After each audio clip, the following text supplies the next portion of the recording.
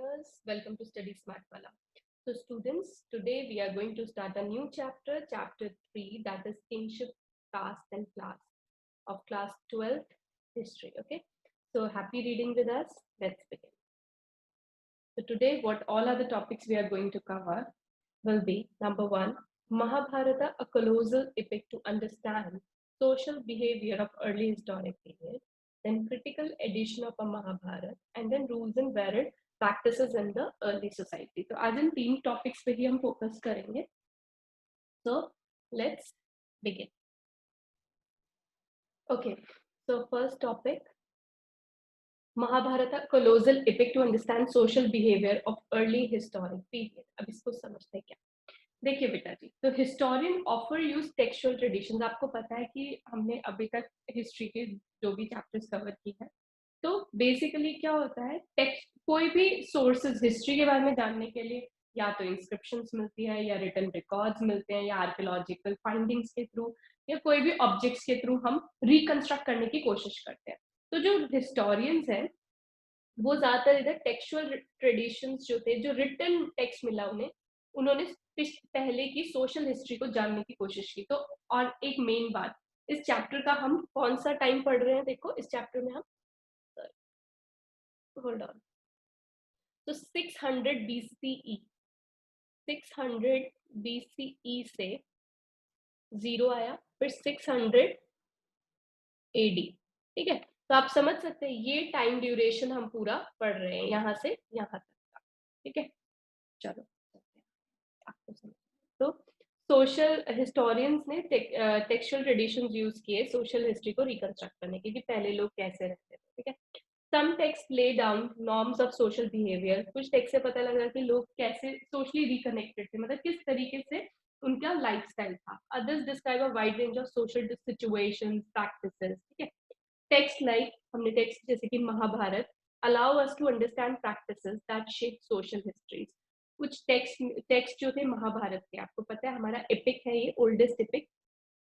तो not oldest हमारा रामायण है, Mahabharata is the longest epic. ठीक है, तो जो टेक्स्ट मिले Mahabharata allow us to understand the practices that shaped social histories. ठीक है, जो इसके टेक्स्ट थे वो हमें मदद हिस्टोरियंस को मदद मिली उनसे, कि पहले टाइम पे किस तरीके से लोग एक्टिविटीज किया करते थे, क्या उनकी सोशल एक्टिविटीज थी.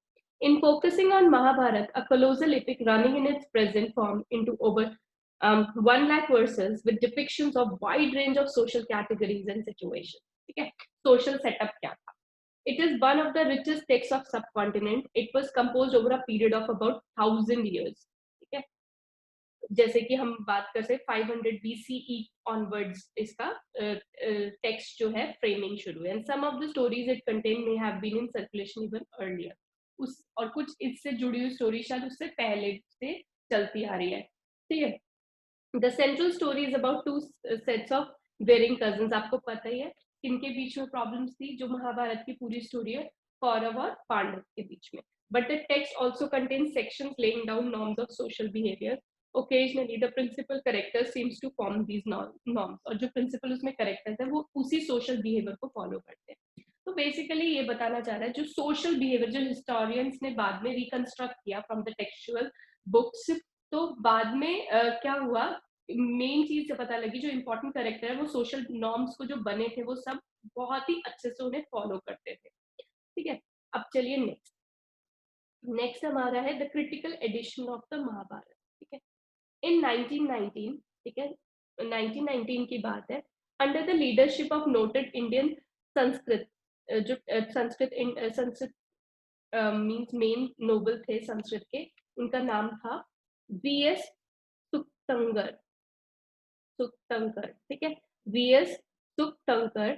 A team of scholars initiated the task of preparing a critical edition of Mahabharat. देखो 1919 में क्या किया, जो संस्कृत स्कॉलर थे उनका नाम था VS सुक्तंकर. ठीक है, वो उन्होंने एक टीम बनाई और उन्होंने एक काम का पूरा ब्यौरा लिया, मतलब कि एक काम करेंगे हम लोग, क्या करेंगे, ये जो भी महाभारत के टाइम पर हुआ उसके जो फैक्ट्स हैं उसको इकट्ठा करने की कोशिश करेंगे सब.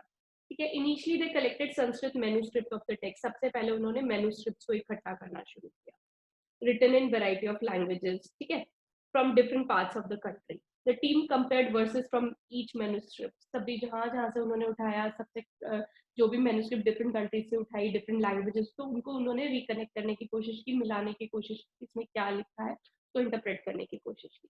Ultimately, they selected the verses they appeared common to most versions and published these in several volumes. आप समझ सकते हैं, मतलब different parts of the country में गए, फिर डिफरेंट लैंग्वेजेस में जो चीज बिल्कुल कॉमन लगी, मतलब कि जो हर एक पार्ट से मिला और जो सिमिलर चीजें थी उनको उन्होंने कंपाइल किया, ठीक है, रनिंग इनटू ओवर 13,000 पेजेस, ठीक है, 13,000 पेजेस में उसको फिर रखा गया, मीन्स उसको संभाला गया, 13,000 पेजेस थे उसके, ठीक है, पब्लिश किया गया basically.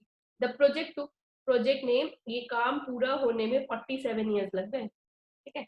There were several common elements in Sanskrit versions of the story evident in manuscript found all over the subcontinent from Kashmir to Tamil Nadu. आप देख सकते हैं बहुत सारे संस्कृत वर्जन्स मिले स्टोरी के जो कि मैन्युस्क्रिप्ट में थे, और कहां से कहां तक, कश्मीर से लेकर तमिलनाडु, सभी जगह उन्होंने देखा, उनको कंपेयर किया, फिर कंपाइल किया.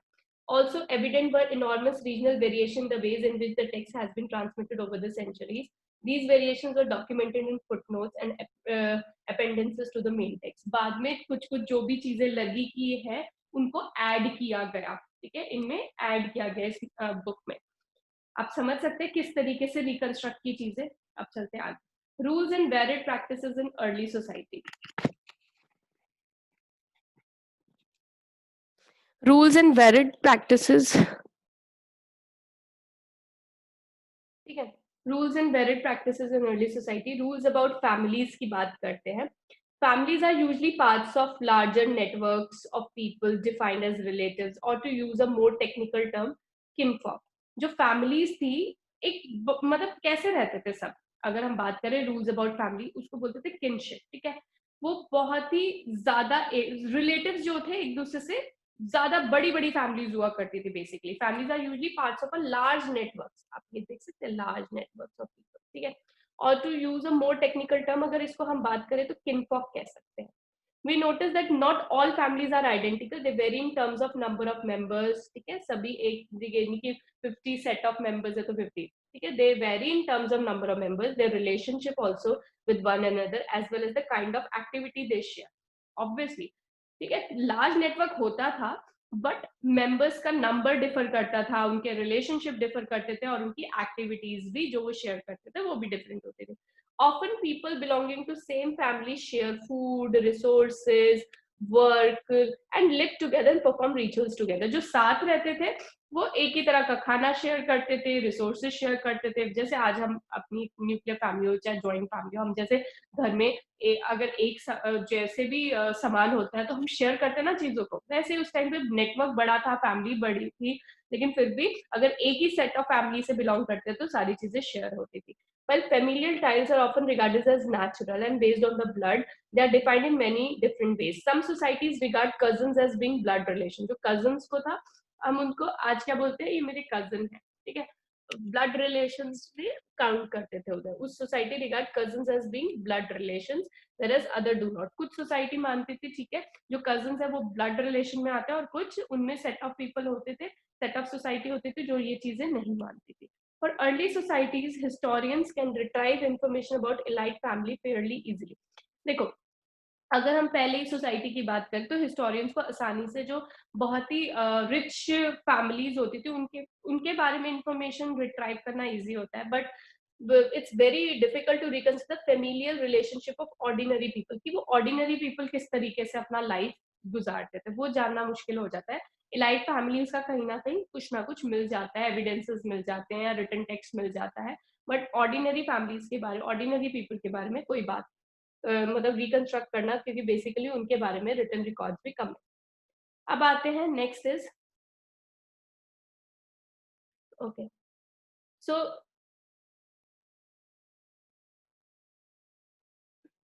वेट,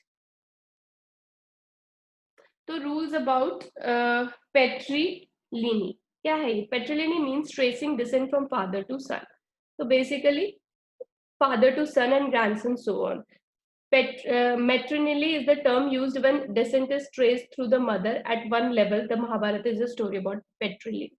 क्या है मतलब, आपको पता है कि आपने महाभारत देखी होगी, everyone knew it, right?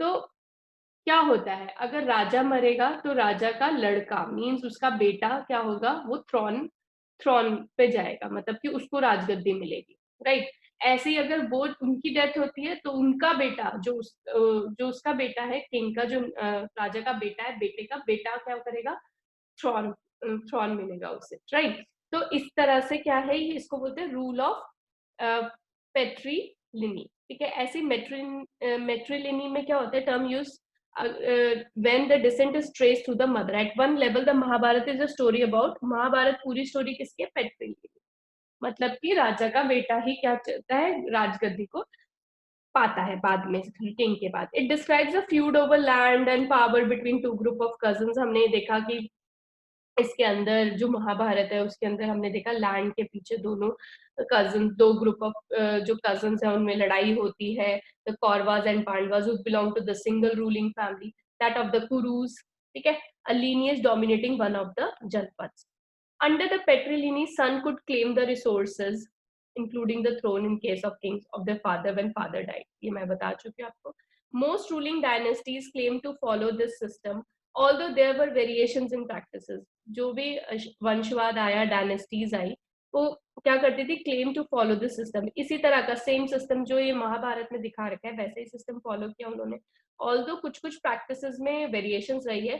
Sometimes they were no सन, अगर जैसे किसी का ब्रदर नहीं है या बेटा, सॉरी, किसी का बेटा नहीं है तो brother succeeded one another, and sometime other kinsman claim the throne. मतलब ऐसा हो सकता है अगर किसी का बेटा नहीं है तो उसका भाई, जो छोटा भाई है, वो राजगद्दी संभालता है.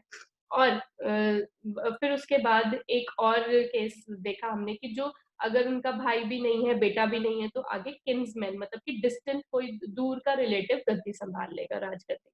समझ आया? Claim the throne. In very exceptional circumstances women, कुछ कुछ एक्सेप्शनल सर्कमस्टेंसेस देखे गए हैं जहां women such as Prabhavati Gupta experience the power, ठीक है, उनको पावर मिली. The concern with patriliny was not unique to family, ruling family, but also in ordinary families. ठीक है, ये नहीं कि रूलिंग फैमिलीज में ही देखा गया है, ऑर्डिनरी फैमिलीज में भी ये देखा गया है. जो रूल, घर का जो मेन डोमिनेटिंग फीचर जो है वो मेल, ठीक है, उसके बाद फिर उनका बेटा, इस तरीके से ही चलता है. अब आते हैं रूल्स ऑफ मैरिज की बात कर लेते हैं. There were two systems of marriage. दो सिस्टम होते थे, एंडोगैमी एंड एक्सोगैमी, ठीक है. मैरिज विद इन द किन को बोलते थे एंडोगैमी. मैरिज अगर अपने जो परिवार, जो पूरा का पूरा, जहाँ पूरा का पूरा एक कम्युनिटी है वहां पर ही हो रही है तो उसको एंडोगैमी बोलेंगे, और अगर उससे आउटसाइड हो रही है तो एक्सोगैमी बोलेंगे, ठीक है. अब चलते हैं आगे. The lives of young girl and women belonging to elite families were often carefully regulated to ensure they were married to the right time, कि married at the right time and right person. ये देखा गया जो young girls होती थी और women, उन जो भी अच्छी रिच फैमिली से बिलोंग करती थी, उनको हमेशा ही देखा जाता था कि उनकी सही टाइम पे शादी हो और सही पर्सन से शादी हो. This gave rise to the believe that kanyadan और the gift of daughter is in marriage was an important religious duty of the father. ये मानी गई है कन्यादान करना, आज भी देख सकते हैं आप, सेम प्रथा चलती आई है. There are three types of marriages, तीन तरह की मैरिजेस होती. There are three types of marriages. एक होता है monogamy.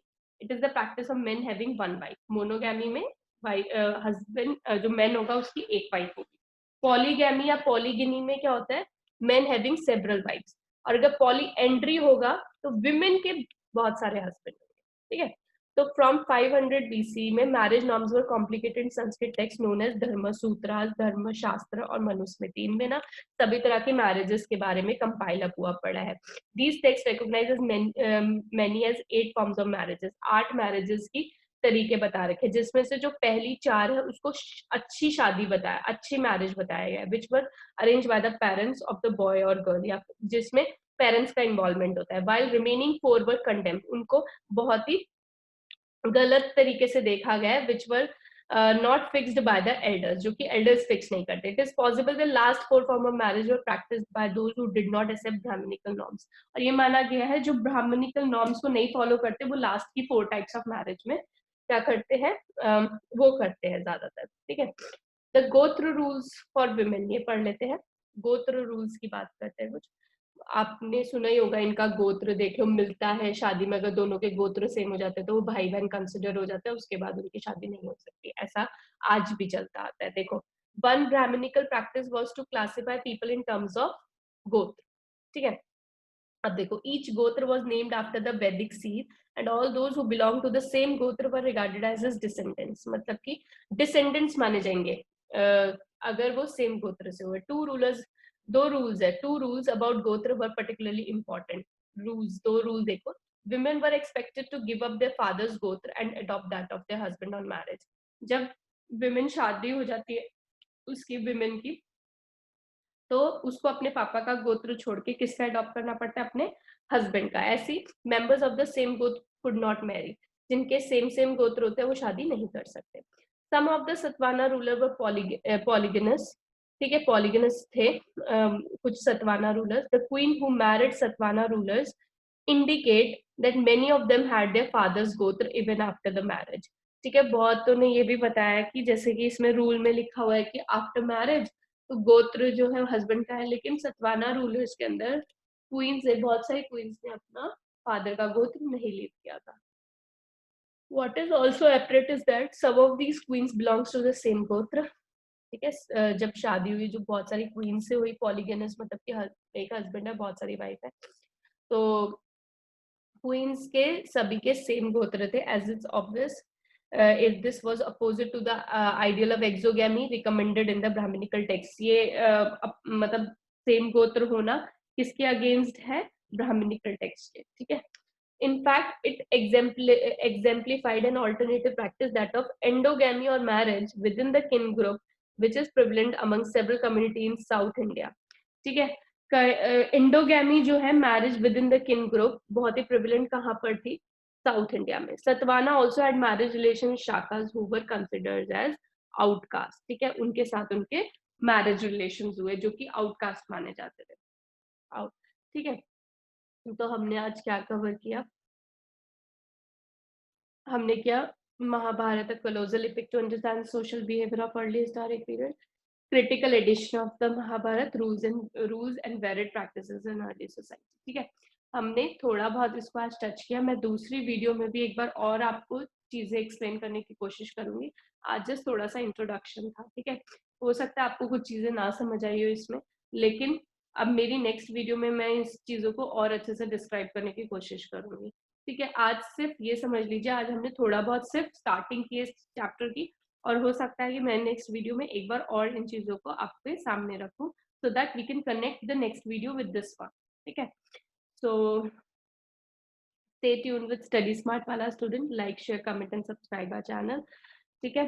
And soon we will meet with my next video of this chapter, same chapter. Till then, bye, take care, happy reading with us.